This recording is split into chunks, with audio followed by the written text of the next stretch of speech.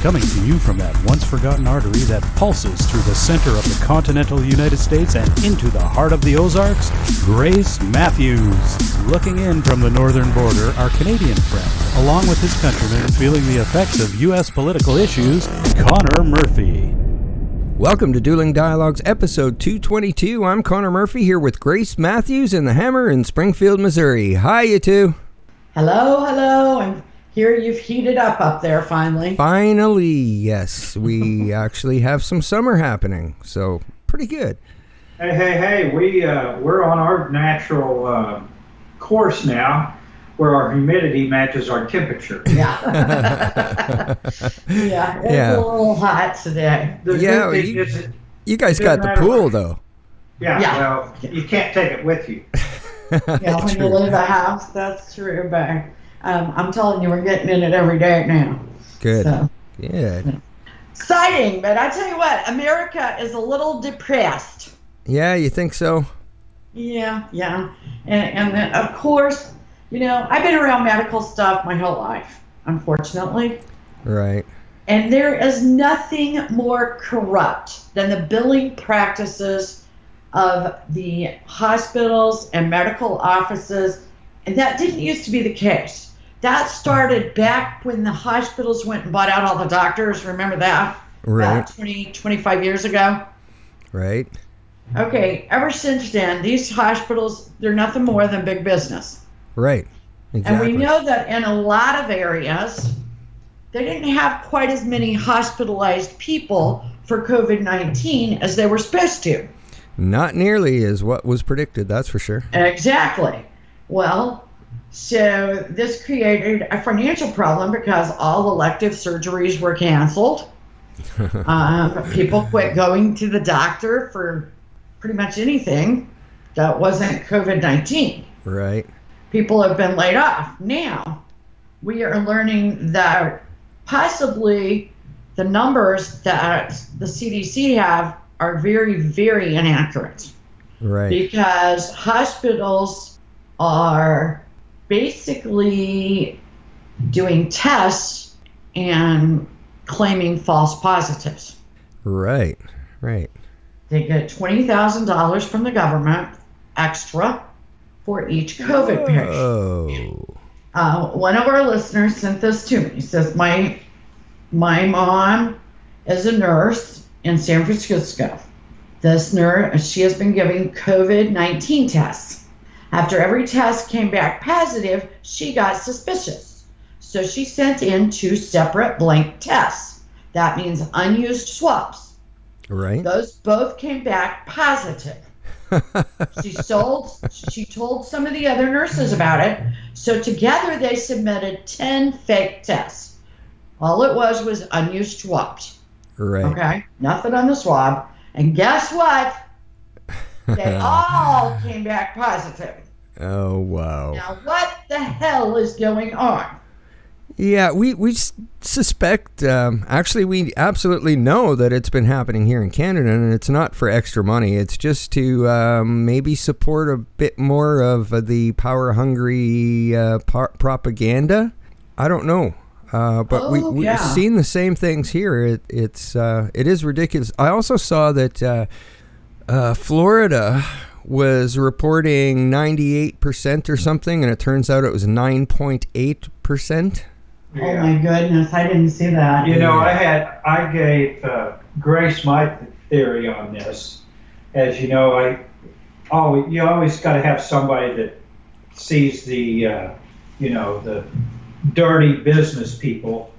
If you have all these cases, the big money that the companies can make by finding the cure. Oh, you're talking about the pharmaceutical companies.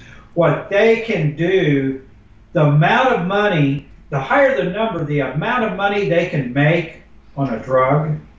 Oh my God. Is astronomical. I can't even fathom how many billions of dollars. I think you might even be talking about trillions. Maybe. Yeah. I don't know. If you're agree. the first, or if yours works better, or handles more patients, well, the more people out there that think they have it are going to buy that drug, or you know how that works. It's it's the old conspiracy theory to me that why would they want the numbers to be so out of whack? It just doesn't make sense. I don't know. Especially with medical, because I mean, a lot. You just don't falsify medical records. I mean, that's just wrong more. On every level. Exactly. And, you know, they're getting nasty about the big business side of it, even the nurses. I had a procedure scheduled for my neck because, you know, I had the thyroid problem. Right. So it left my neck a little wacky. So I had a plastic surgery, just where they're just going to pull my neck back, you know. Okay. Scheduled for September. And I decided, because of the COVID-19, it's just not worth it right now. Right. Okay, so I canceled that. This was early this week, so it wasn't at the last minute. Boy, a nurse called me back. She was mad as hell. Oh, no. I'm like, are you kidding? I mean, right now we have more cases here. I mean, like 5 times more cases than we had when we were all under lockdown. Right. So, of course, I'm not going to do an elective surgery like that right now. Right. But see, they're starting to hurt financially. In fact, one of the hospitals here has laid off a significant amount of staff. And I think that's happening everywhere, including here. Yeah. And, you know, we expect more out of our doctors and nurses. Yeah, definitely. And I think we should. I think that's okay to expect more. You know, and that's another thing, you know, when the hospitals, like our hospital here, they went around buying everything. Every hospital they could buy, they made it into a major corporation. Right. Well, when all this happened, it's just like they had to shut down. They could not staff all these, and because they weren't getting the elective surgeries. That's where they're making their money. I had a CEO of a hospital, not in our state, but in another state, tell me that their elective surgeries that they can perform now are down to 20% of normal. Wow. That means it's down 80%. And I think that's why she called me angry. Right. But I'd like to know whether she would do it. Yeah. You know? Yeah. Yeah, exactly. Well, you know, you got to go through the Gestapo to even get into a doctor's office or a hospital now. They check you and recheck you. Anyway, they're doing that here. Yeah. So what makes it so safe that you want to go down to an operating room where there's mistakes and things happen and, you know, expose yourself to maybe something that's could not be very good and not under your control. Exactly. Yeah. Well, this chick isn't doing it, okay? And speaking of things brought up by other listeners, a listener also brought up the idea that about the DAKA kids. Now, those are the kids that are illegal immigrants into the United States, but they're de facto, meaning they were brought here as children by their parents. Right. Now, I have a soft place for these kids that are not even necessarily kids now. I mean, a lot of them are in their 30s. Right. Because this was done by no fault of their own. They don't know another country. They don't understand the country that their parents were born in. Right. They are, in my view, Americans. Okay? Yeah. Now, a lot of conservatives don't think that way. I happen to think that way. I believe that you have no choice but to give them amnesty. Now, I do think you should end DAKA, but we already have these kids here. Right. Okay? If you want to end DAKA in the future for any new people, do it. That's fine. Right. They know up front. Now, our listener, who also has a podcast, says that if you give DAKA kids amnesty, this country will become a socialist country because it will change the electoral in such a way it won't matter if Trump is elected. Huh. Now, he's got a point. However, my point is that a great deal of the DAKA kids are Hispanic, Mexican Hispanic. Right. They are very religious people by nature. Okay. Christian, Catholic, and they have a hard time buying into the leftist agenda. So once these people have amnesty, I don't think they will remain socialist Democrats. Yeah, I think you're he's probably wrong. right. Yeah. Yeah. But if I'm wrong and he's right, he's got a point. Yeah, I can see it, but I don't know, man. My only argument against this is, hopefully, is I like to look at it as if someone did a favor for me, which Trump would be doing a favor, right, by granting them amnesty. It seems like to me they would be beholden to the person that did it and made it happen. I don't know if that's probably not right or wrong. A certain percent, surely you're right. I just would think that they would see this as a gift and feel beholden. Now, if they'd grown up here in this country, they'd probably have their own opinions about things anyway, so you're going to have those people already. But I think he's wrong thinking that it's going to change the diversity of the people all that much. And maybe I'm wrong, that's just my humble opinion, that I think it's probably going to end up a third, and a third. I think you're right, and I will say that Mark is a little negative by nature. He would never vote for Biden. He would never vote for a Democrat, but he's certainly not a Trumpster. Okay, Right. He is a hardliner. He believes in a conservatism that I can't quite buy into. Right. And that's I'm not necessarily as great a social conservative as even some of our listeners are. I appreciate where they're coming from. I think he has a point. I'm hoping he's wrong. I think that the hammer's got a point too. Yeah, there's definitely no easy solution to it, but I do like your idea. Give them an amnesty now and have a cutoff date where, boom, Exactly. if you're a DAKA kid after this date, you're on your own. Exactly. And as we well know, politics are politics. I mean, Nancy has wanted a new stimulus package for the COVID-19 crisis. Right. And many Republicans want it too. I think they basically have no choice. The left, including Nancy, has wanted to win the old war in Afghanistan.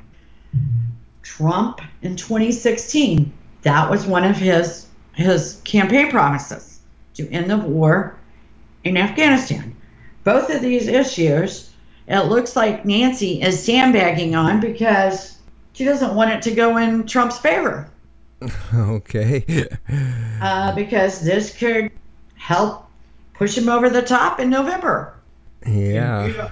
If you don't think Nancy is underhanded enough to do something like that, you got another thing coming. You're pretty another naive. line I would have used that, but anyway, she is not going to. She's going to. I call it slow walk. Yeah. She's going to slow Which walk. might hammer her. Yeah, it could. Hopefully it does. I hope this is one of the things that comes back to bite her, because both sides do want this. It's good for the country. Let's put an end. We don't need any more of our troops getting killed, our young men. Nobody can win that war over there. What are you going to get? One big rock? Well, in the longer she waits, people actually have a little bit of a short memory. So the longer she waits and the closer it is to the election, she's handing it to him. Yeah, a lot she does doesn't make sense. Speaking of her, I saw a picture of Nancy Pelosi the other day, and she looked like super surprised. And before I even read the headline, I clicked on it. And then I looked at the picture, and I realized that she just drew her eyebrows on too high that day. So as a matter of fact, I was like, yeah, her eyebrows are exactly like my bank account, overdrawn. Yeah. It looked like Etch-a-sketch, didn't it? Yeah. Well, she kind of looked like Michael Jackson. Oh my gosh, yeah. Oh my, that's yeah, I haven't seen Well, that those yet. pencils can get away from you at times, you know. Yeah, You had yeah. a tough. Yeah. I guess it was all that ice cream. Yeah. Yeah, well, it's nothing new for her to be blocking shit. I wonder if she was a big cock blocker in college, too. I bet so. I bet so. Okay, there is a new phenomenon. It's not a new phenomenon, but now it has a term called Trump secret voters. Okay. And we talked about this all the time. All the before time. 2016 election, but we didn't have such a cool terminology for it. And these are people that the pollsters call, if they're not from the right place, meaning, for example, if they're from the New York Times. Right. The Trump secret voters will not admit to being Trump supporters and will, according to this report, will actually lie Yeah, we've and talked say about they're this. voting for Yeah. Biden. Yeah, for sure. So we know they exist. We know that when Trump's campaign runs their own polls, that they have been more accurate in the past. In 2016, his pollsters were very, very accurate. Right. The campaign pollsters. You know, Right. and that's a, you know, and we talk about this at home, and this is one of my pet peeves, just like over in our neighborhood, there's a lot of Biden signs. Not a lot, but several. A lot, I would say. No Trump signs. No. But I guarantee you, come voter time, this will be a Trump neighborhood. Well, he carried up by 66%. So This city, so, I just, last time. So. I don't believe that people want to vote for Sleepy Joe. I just cannot believe that they can put their confidence in this guy that's still hiding in his basement. I Right. just cannot believe. He hasn't said one thing. The only thing he's talked about was the economy, and that was copying off what Trump's been doing. Yeah. You know, true. so I truly believe that people are giving false narratives out there to make them think that they've got it in the bag. Exactly. I agree And- with that. Yeah.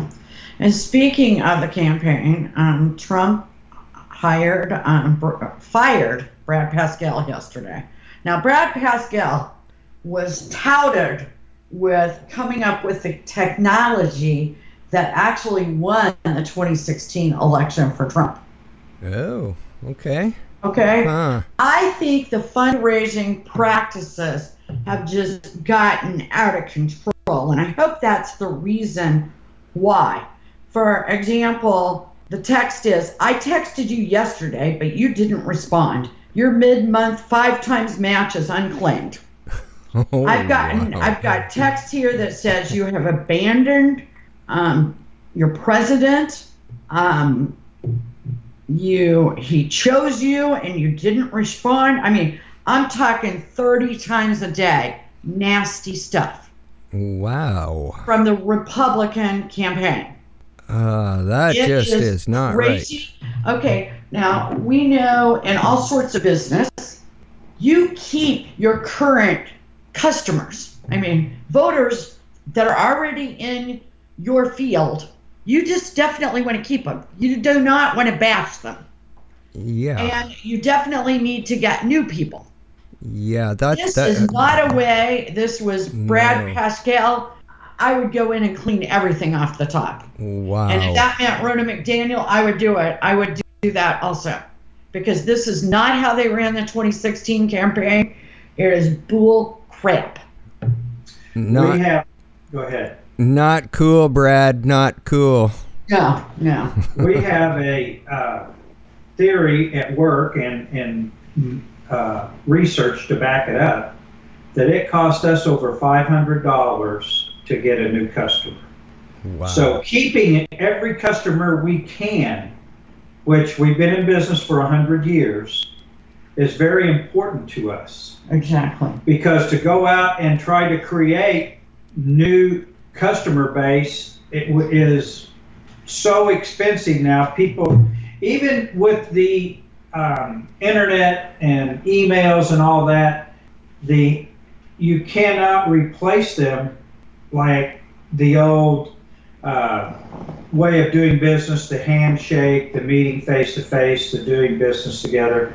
And I don't want them to run off the good base that they have, that they generated from 2016. And you know, we're getting calls at 9 o'clock at night. Wow. In the Midwest, and that's just, it's sort of been the rule of thumb that you don't call anybody at home after 8 o'clock. Right. That's just kind of especially an unwritten people rule. that get up at 4. Yeah, especially, yeah. So, yeah, I'm cool, and I hope the changes are reflected in these texts and emails. Well, sure. an interesting thing happened to me last week, actually. It was I sign a lot of petitions. If I believe in what the petition is for, then I sign it. So the other day, this was in regards to a petition that I had signed for Trudeau to open up Parliament again, because he's basically ruling like a king now with no opposition, because he closed Parliament till September. Oh my gosh, that's so scary. Yeah, so when I signed the petition, and I got a call, and, you know, they're thanking me for signing the petition, and then it turned all political and asking for donations for the party opposing Trudeau. So this petition was created by the Progressive Conservative Party to fundraise. Absolutely, and get your information. Yeah, so that was very interesting. That stinks. Yeah, for sure. We've got a new scandal going on here as well. Trudeau announced he was giving $980 million, yes, 980, just shy of $1 billion, to a charity called We. And yeah, and it turns out the day after he was elected back in 2015 or 2016, I can't remember now, the day after he was elected, he spoke at a We event. And when they started digging down to how come there was nobody else, no other charities vying for that money or anything, it was just handed to this one charity. Turns out that Trudeau had his mother and his brother essentially on the payroll for $282,000 of that money. Oh my gosh. Yeah. I mean, that's corrupt with a capital C. Yes, so that's, I mean, this is what, the 5th or 6th ethics violation that he's had. Absolutely. And we just can't do anything about it. Wow. Yeah, brutal. Yeah, that is very brutal, and I just can't even believe you guys have all this money he's handing out. Right. It's nuts. We don't. He's borrowing it. Yeah. Gosh. Well, to change the tone just a little bit, some of our most viewed or listened to shows are those we have done on the Me Too movement to this very day. Those are probably our most popular shows. They keep, they're listened to every day. And we have taken a stand that we certainly believe that women and men should not be sexually abused on the job. But we also have talked a lot about abusing the Me Too movement. Fox has recently let go another on-air talent, Ed Henry, who was with them for 11 years. At one point, he had a situation where he was having an extramarital affair a few years ago with a Vegas girl, okay? And she blackmailed him.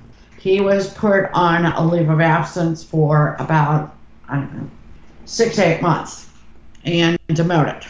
He made his way back up through the ranks, had just got promoted a few months ago. And then lo and behold, an attorney shows up at Fox, and a woman that had worked there 6 years ago, I don't know when the incident happened, just know she hasn't worked at Fox for 6 years, said that he said something inappropriate to her. He was immediately taken off the air, and they were doing an investigation, right? So he's supposed to just be, like on leave while there was an investigation. The investigation lasts 2 days, and they can him. Oh, wow. Okay. We got to be very careful about someone says someone did something 6-7 years ago, so they should be fired. Yeah, absolutely. But if you don't speak up so that there can be an appropriate investigation at the time, then you've missed your window. And that's an awfully hard thing to say to a victim. I understand that. But anything else is unfair because there are witnesses, there are circumstances. You can't come back and recreate 6 years down the road. Yeah, absolutely.